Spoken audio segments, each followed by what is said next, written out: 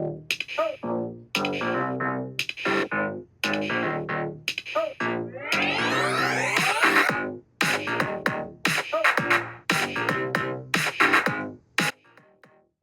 there, beautiful souls. I'm Colleen Lockoff.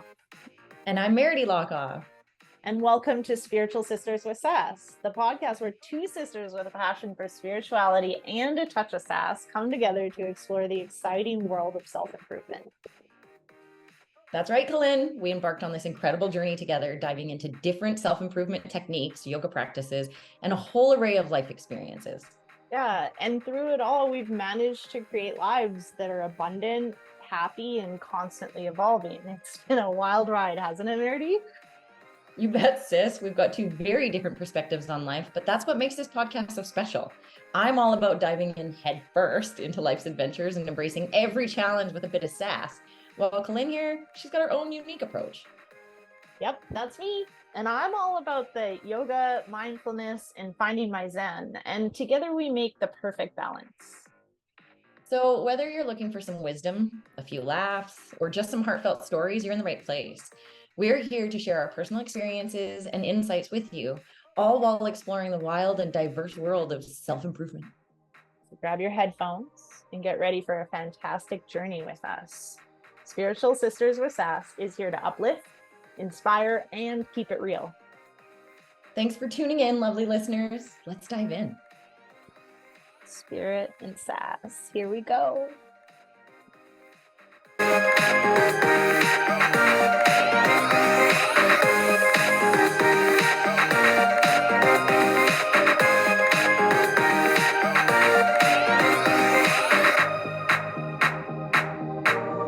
Everyone, welcome. Thanks for joining us once again. Today we have Jim Marshall from Septemics. And when I was reading the conversation between the two of us, I am so excited to have you here. It sounds like your book is life-changing and that maybe even this podcast could be. So we would love to welcome you here. And I'd love to start by asking you to tell us a little bit more about yourself. Well, I am the discoverer of hitherto unknown natural phenomena, which greatly aid in the understanding of people, from which I created a revolutionary practical philosophic system called Septemics and published it in the book, Septemics, Hierarchies of Human Phenomena. Hey, tell us more about that. Well, Septemics is a philosophical science based on the fact that many phenomena related to humans occur in a sequence of 7 levels. Literally, the word septemics means of or pertaining to 7. Septem in Latin is 7. Septemics comprise a collection of scales or sequences, each of which breaks down various human phenomena into a hierarchy of 7 steps. These are naturally occurring. In other words, this is natural law in the same way that the Pythagorean theorem, Newton's 3 laws of motion, the periodic table of elements are natural law. And I spent most of my life verifying that fact redundantly. If you like, I'll tell you how I figured this out because it tells you a lot about what it is. Yeah, tell us how. Yeah, I was going to say we want to know more about the 7. So tell us. Tell us. Okay, so the story really begins when I was accepted into engineering school at the age of 16. Now, of course, I thought at that time that I was going to be engineering physical things like all the other engineers thought, like airfoils, motors, electrons, and so forth. But by the time I had my bachelor's degree, it was clear to me that I wanted to engineer the human psyche because it is the area of greatest unknown and mystery. And more importantly, it is the area in which we as a race are failing miserably. 95% of the problems in industrialized society are because people don't understand people. Don't understand the wife, don't understand the husband, don't understand the mother, don't understand the son, don't understand the boss, et cetera, et cetera. Don't understand somebody who's running for Congress. That's why we routinely, all over the world, elect morons and criminals to run our governments because we don't understand them. To make a long story short, I had a long career as a human development engineer, using engineering tactics, principles, devices, strategies and so forth to bring my clients to higher levels of enlightenment, ethics, responsibility, and so forth. All of my clients improved as a result of our interaction. But incidentally, I started noticing pretty early on that I could predict the outcome of the session. So some guy comes into me with something he wants to handle. Like I'll come in and say, I have a drinking problem. Can you help? I say, sure. So we start working on it, see, and he has no idea what I'm thinking, what I'm writing, or how I'm doing what I'm doing.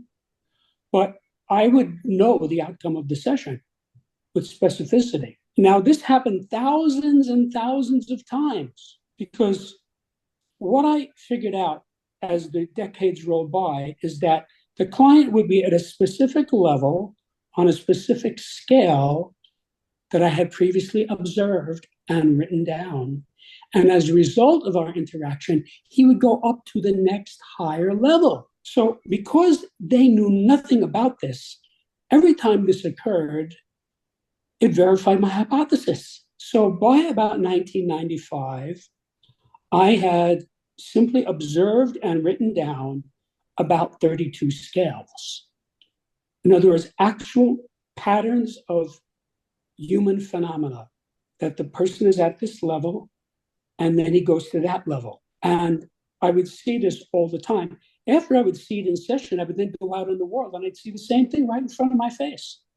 And again, people had no idea what I was looking at or what I was thinking, but it was there. So I had this one scale in particular that I had been using for decades, that had 6 levels, that by then I absolutely knew was correct because it always was working. But one day I was pondering a difficult client, and I realized that this client was at a level on that scale that I had not previously observed. It took me a long time to figure this out with this client. There was the 7th level. So when I saw the 7th level, I immediately knew where to insert it into the 6th level scale. That was obvious. And as soon as I inserted it, the 6th level scale, now a 7th level scale, manifested mathematically. Now you have to realize I took 26 semesters of math and loved every minute of it. So math is a very real thing to me. It's not abstract. Yeah. I see it in nature all the time. But Numbers don't lie. I did not only see it in physical things, but I saw it in human phenomena too. So when I saw this mathematical manifestation, and I'll tell you in a minute what I mean by that, I said, whoa, I found something here. Because whatever this is, it has to be natural law because it has mathematics embedded in it. And anything that has mathematics embedded in it is natural law, like, for example, a Fibonacci sequence. When all these data jumped out at me at the moment where it went to a 7-level scale, it went from being a line, which is what a scale is, to a plane, meaning a whole body of data. So now this scale was not merely a scale, it was a whole body of data in 2 dimensions with all of these interlocking factors that were unequivocally mathematical. So I then thought to myself, I wonder how many of these other scales that I have here are actually 7-level scales that hadn't been developed all the way. Because I wasn't developing anything. I was just helping my clients and making notes. Right. So knowing what I was looking for, which is the key here, I then observed all these other scales. I studied them.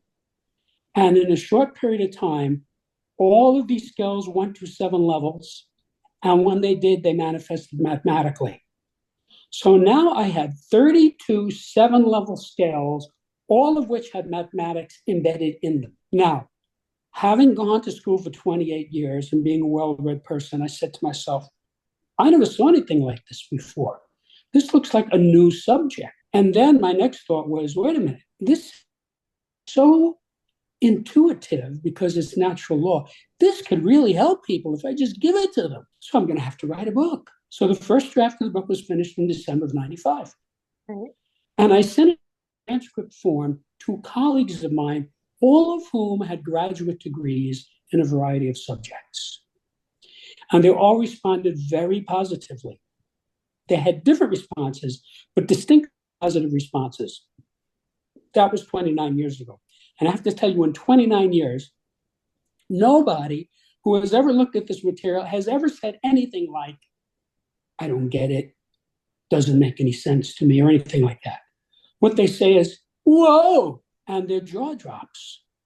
Because, as you suggested before, it's a life-changing body of data. So beginning in December of 95, when I got that feedback from my colleagues, I then spent the next 25 years of my life working on this book. Because you have to realize, first I had to discover the phenomena, done, although I did find 3 more skills. Now, I am a very typical engineer. If you've ever been around engineers, we have a personality type. Yeah. 1,000 engineering students, and we were all like different versions of the same guy. Well, this guy has blonde hair, but he's just like me, you know. So that's who I am. You know, that's what all the tests that I took showed. The 3 top things for me were 3 types of engineering. So as an engineer, I'm only interested in facts and results.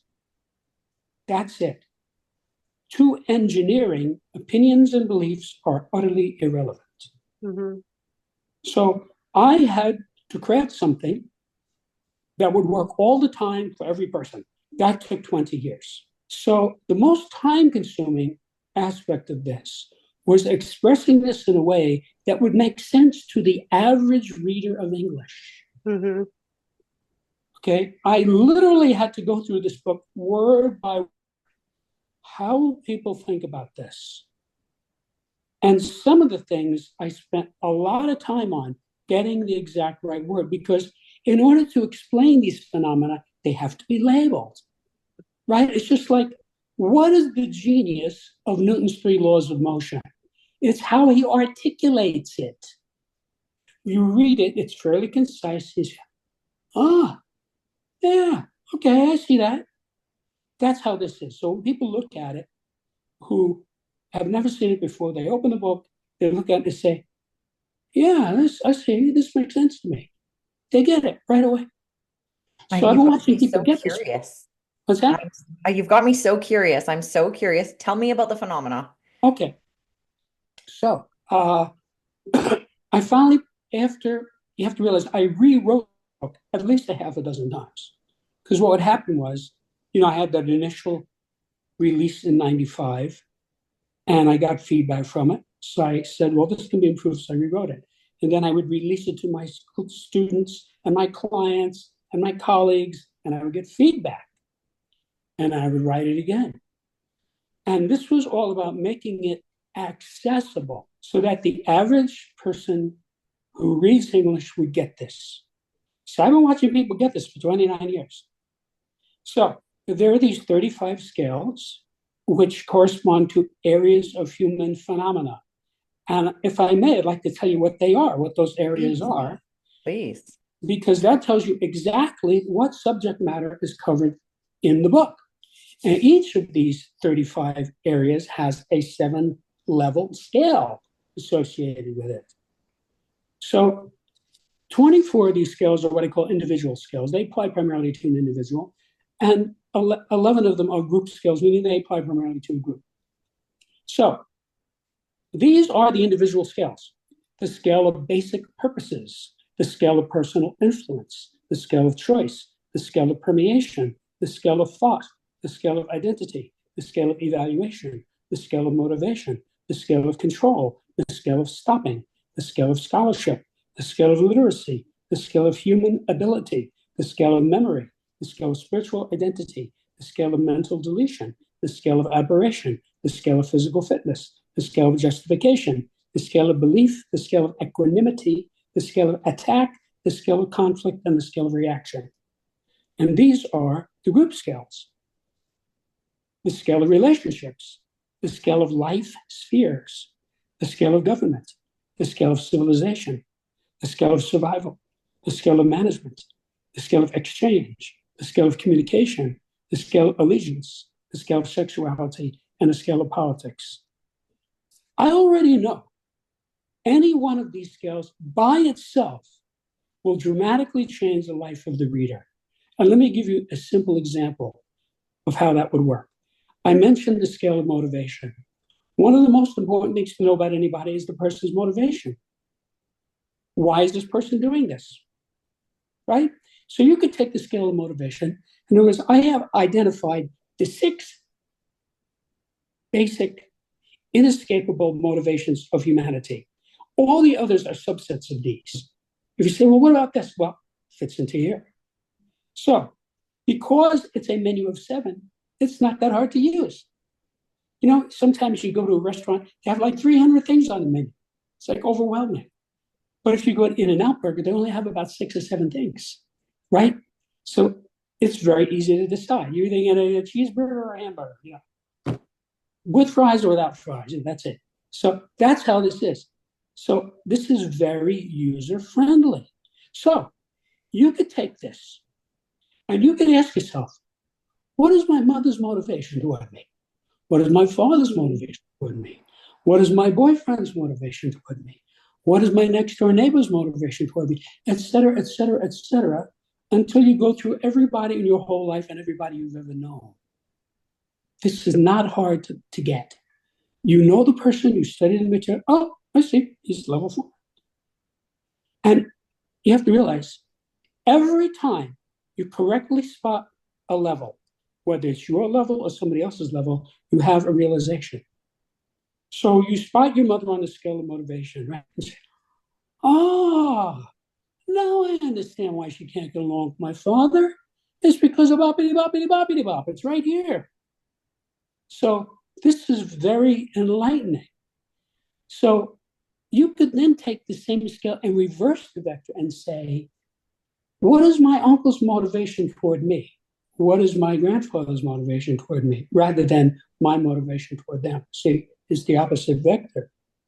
And you get everybody else's motivations toward you. So now you know your motivation toward everybody in your life and their motivations toward you. And every time you spot it, you'll have a realization. So using it as I just described, you could use it 200, 300, 400, 500 different times, because each person is a different context. You're going to get a different answer. So every time you have a realization, you say, oh, that's what explained why Joe and I broke up 10 years ago, was because of this. So you are now a brighter person. In other words, your mind is clarified. It's much easier to live when you know your motivation towards someone and you know their motivation toward you. Sorry, this guy's dating me. What does he want from me? What is his motivation? See? So I'll give you an example. Let's say you have a couple that's been dating for 3 years and they're talking about getting married. Big step. Wouldn't it be smart to ask, why does this person want to marry me? Isn't that a reasonable question? Yeah. I'm not saying to ask the other person. I'm saying open the book. Mm-hmm. Look at the scale of motivation. Because so this guy's been hanging around with this woman, right, in an intimate relationship for 3 years. He knows her pretty well by now, right? So he looks at the scale and he'll say, oh, I see, she's at that level. That's a motivation. So maybe he spots that she wants to marry him because she loves him, which is level 1, the highest motivation of all love. Okay, let's set the date. Maybe when he starts analyzing this and thinking about it, he says, you know, now that I think about this, I think she wants to marry me because I drive a Lamborghini, I fly my own Learjet, I have a 60-foot yacht, I live in a $15 million condo and have $8 million in the bank. See, that's a different motivation. That's level 4, money. I'm not saying it's good or it's bad. Mm-hmm. What he does with that, that's up to him. That's not for us to say. So he might look at this and say, okay, she wants to marry me for my money. Okay, that's no big deal. That's no news. Okay. But she's beautiful. She's smart. She's funny. We have a good time together. So I'm going to marry her anyway. See, it's not a problem for him. But that might not happen. Maybe he'll look at it and say, you know, I don't want to marry somebody who wants to marry me for my money. I want to marry someone who loves me for myself, not for my Lamborghini. So he might break up with her. Now, you might think, in that case, he's going to be upset. Oh, I lost my love. That's not what's going to happen. He will be relieved. No, but she's not dumping him. He's saying he's getting rid of her because he doesn't want to marry a gold digger, right? He's going to be relieved. He's going to say, thank God I figured this out before I wound up owing her $15,000 a month in alimony. So this guy is a little smarter now, see? So the next woman he goes to, he's going to be more alert. Maybe he won't tell her he drives a Lamborghini right away, you see? You know, there's a certain type of woman, she meets a guy, she says, what kind of a car do you drive? Guy says, Lamborghini, she says, let's go for a ride, right? If he says a Ford, don't call me, I'll call you. You know. So you see how this works? This is very practical. Now, did you ever notice how many elderly, unattractive men are married to beautiful young women? Mm-hmm. There are lots of them. How does this work? You know, through my life, I'd look at this and I'd say, how can this couple be? Doesn't make any sense. Well, think about it this way. Miss gets a diamond ring, a pearl necklace, a mink coat, a Corvette, and a credit card. And the 50-year-old overweight guy gets Miss Texas for a wife. So when she comes to him and says, honey, I want to go to Vegas for the weekend, he says, okay, here's $5,000, have a good time. And when she comes back, he gets rewarded. So see, it works for them. He doesn't care if she's a gold digger. That's how that works. So the important thing is you use this to enhance your life. Now, look, let's say this hypothetical guy we've been talking about owns a car dealership and he's looking for a new salesman. So he's interviewing salesmen, right? So the salesman comes in, and as a result of their discussion, he sees that this is a money-motivated person. Great, hire the guy. That's what you want. This guy gets a commission for every car he sells, and so he's a money-motivated person. He's going to be out there pitching to sell your cars. You see, that's what you want. That might be the same guy who says, I don't want to marry a gold digger.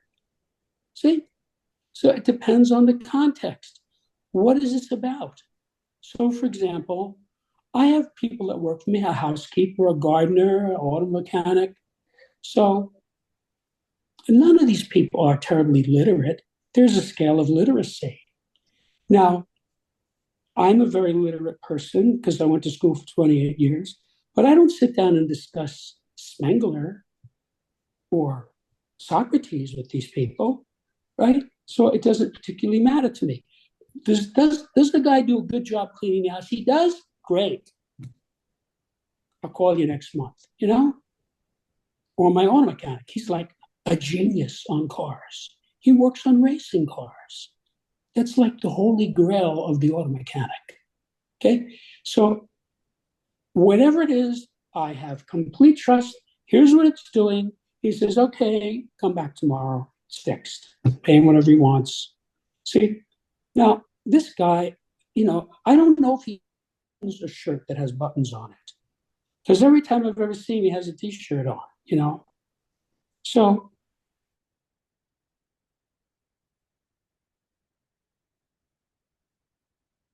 be buddies with him. He just fixes my car. I pay him the money, we'll go down. So, you know, on the scale of human ability as an auto mechanic, he is at a very high level. He's at least an expert. I know a lot about cars. I've had about 20 cars, okay? And I've worked on cars. This guy really knows his stuff. So he's at level 3 on the scale of human ability as a mechanic. But maybe in the scale of relationships, he's at a low level. I don't know. Doesn't matter to me. See? So That's what this is about. That's why I got this idea. I have to put this in the book and get it out. Because I have to tell you, people love this. They love it. I mean, I just look around with them everywhere they go. So when they meet somebody, they say, "Oh, what is this guy? Yeah. Oh, yeah. Level 6 on the scale of attack. Yeah, that explains that." So it's really useful. Can you tell us the name of your book again? Sure. It's called Septemics, Hierarchies of Human Phenomena. Now, let me tell you in a general way how this is beneficial to people. I mean, I gave you an allegorical way, but let me tell you just generally. There's 3 ways, and this is very useful to anybody who reads it. I wrote this book to help people. I've had a lifetime of helping people. Even as a kid, I was helping people. Each of these 35 skills provides the user with an infallible way of determining the salutariness or the beneficialness of any group, individual, or activity. If that group, individual, or activity moves persons up these scales, it's beneficial or positive. If it moves them down, it's detrimental or negative. So you see, I'm giving you a yardstick by which to assess human affairs, which is an entirely new thing. More importantly, just what level you or another person is at on any scale is inherently beneficial and enlightening. Because every time you correctly spot the level, you have an epiphany or a realization or an insight. In other words, you get a little smarter as a result of using it. Mm-hmm. One of the ways that you know you found the right level is that you have a realization. So you'll have some guy reading this, right? And he's not thinking, for example, about his mother-in-law. She's not in his mind, right? But he gets down to the scale, level 5 on the scale of control. He says, wait a minute, this is my mother-in-law. This is exactly how she behaves. This explains why she does X, Y, and Z. See, before that, he didn't understand it. Now he does. His relationship with her just improved because he knows what he's dealing with. Agreed, yeah. So, I don't know this guy's mother-in-law. How did I get it so exact that he spots it even when he's not thinking about her? You know, like I've just said, if I told you, I have an animal that lives with me. It has 4 legs, it has a tail, it has ears up like this, and it has whiskers. See? You can say, well, this guy obviously has a cat, right? Because I described it to you. So that's what happens here. I'm describing it in the book with specificity. So you look at it, you say, oh, it's a cat. Lynn, you had a question? Yeah, I was thinking about how actually similar this is to yoga and landmark leadership. One of the things that I talk a lot about is how yoga is science. And this is just like confirming it. So one of the questions that I have, because basically you're not getting into the story of the ego. You're just seeing people as they truly are. It's not good, it's not bad, it just is. And when you understand someone, then you know how to move forward with that. So yes, how do you determine someone else's, level in the scale? right. Good question. So there's a couple of answers to this. First of all, people tell you their levels. Okay, If you just shut up and listen, they'll tell you. fair. I say that all the time. The issue is you have to have the question in your mind. So, for example, let's say you have this guy who bugs you because he's a control freak, right? A control freak. So you look at the scale of control and, I see, this guy's at level 6 on the scale of control. A control freak is described at that level. See, there are 7 ways of controlling things, and they're in a hierarchy. So this is very much like Sir Isaac Newton famously shined a beam of white light through a prism and got the rainbow. The rainbow is always red, orange, yellow, green, blue, indigo, violet. Always. because when the light slows down, it has a lower frequency, and we perceive it at that color because it's at that frequency. So what I did here is I took these 35 areas of human phenomena and shined them through a prism, and you can see the rainbow. So to go back to your question, there's a principle, very old principle in engineering. I actually don't know how old this is. It's got to be at least 100 years old. It might be older than that. And it goes like this: 90% of finding the answer is asking the right question. Mm-hmm. Yes. Right? So let's say somebody gives me an amplifier to fix, right? So all I know is it's not working. So I have to start going through and, testing things. Okay, let me test all the tubes. Oh, they test fine, let me test the power supply. See, I wasn't thinking about the power supply. Oh, it's the power supply. Using the power supply. Put it in, works perfectly. So you see, until I asked that question, I could not fix it. So this gets you to ask the right question.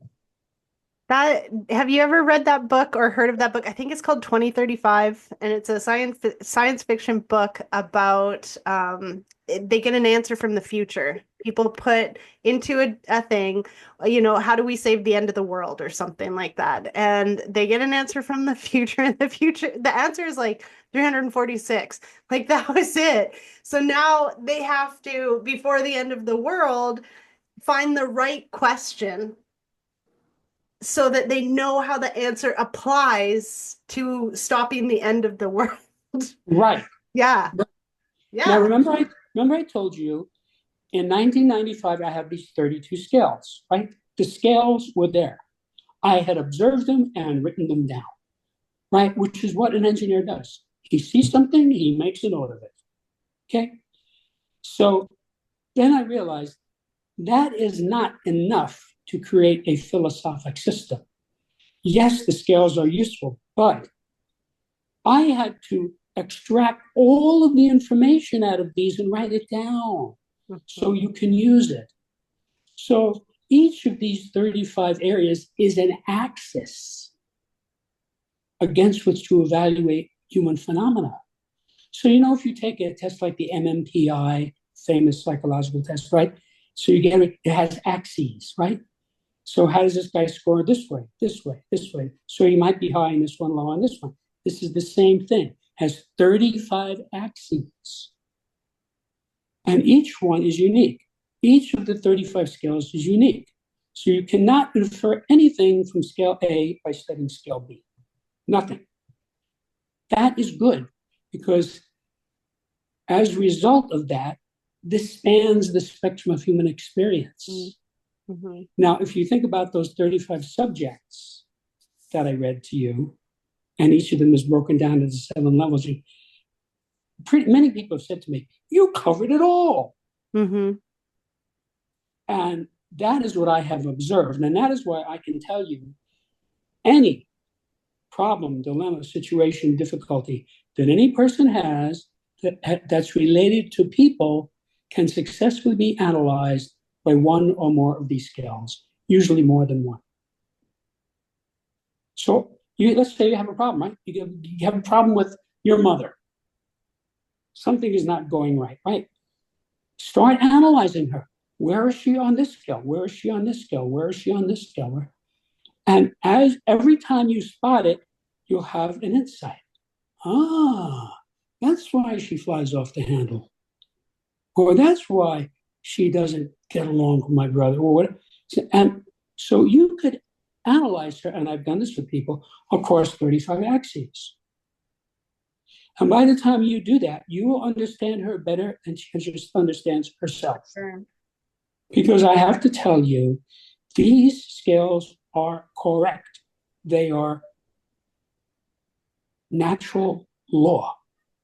So several people have said to me, what book is your book like? And having gone to school for 28 years, I have to say, I don't think there's ever been a book like this before.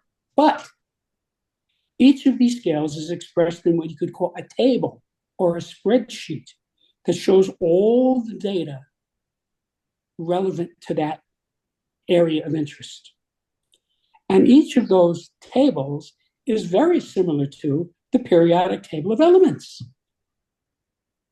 Now, before Dmitri Mendeleev discovered the periodic table of elements, there was chemistry, but he revolutionized it.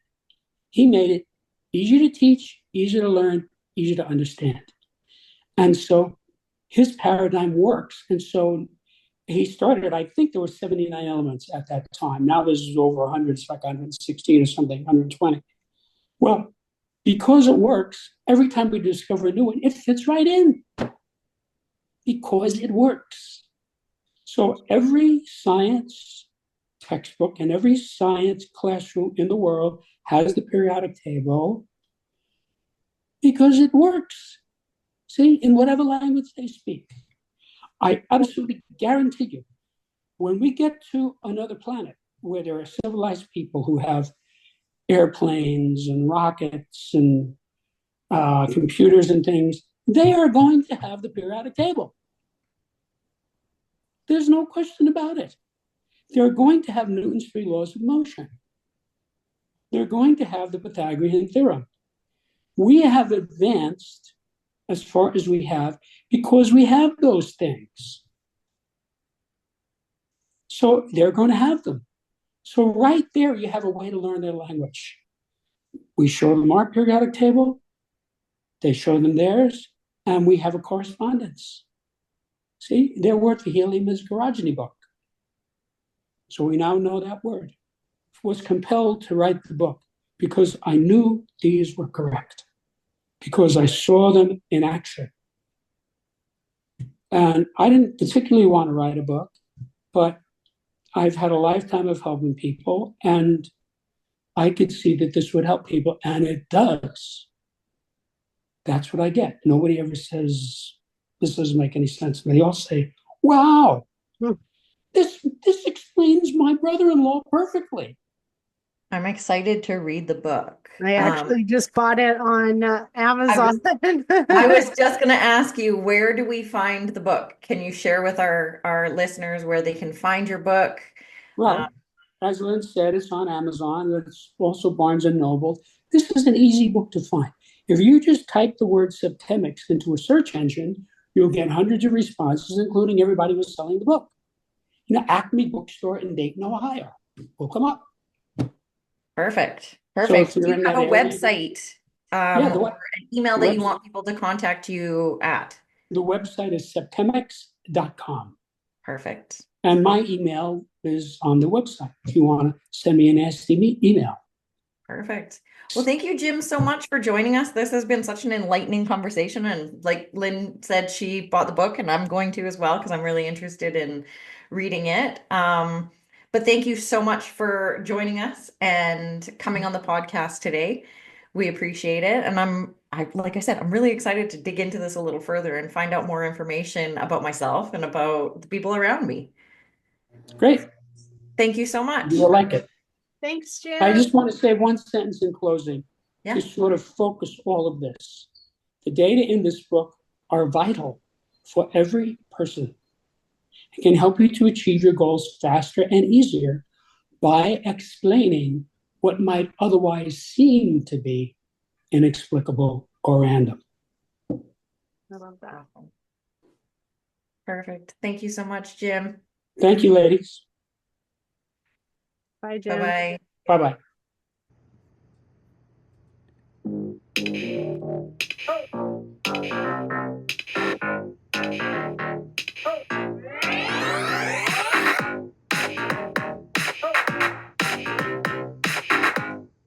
Thank you for joining us on this spirited journey today. We hope you enjoyed diving into the world of self-improvement with us. Two sisters who found their own unique paths. Remember, life is a tapestry of experiences, and it's how we embrace them that makes all the difference. So whether you're on your yoga mat, exploring mindfulness, or simply navigating life's twists and turns, always keep that spirit and sass alive. We are Colin and Nerdy Lockoff, and we're here to remind you that happiness and abundance are within reach. Stay connected with us on social media and keep those questions and stories coming. We love hearing from you. Until next time, beautiful souls, keep doing the work, keep sharing your experiences, and keep living a life that's authentically you. And never forget to add a little extra sass to your day. Spirit and sass, always.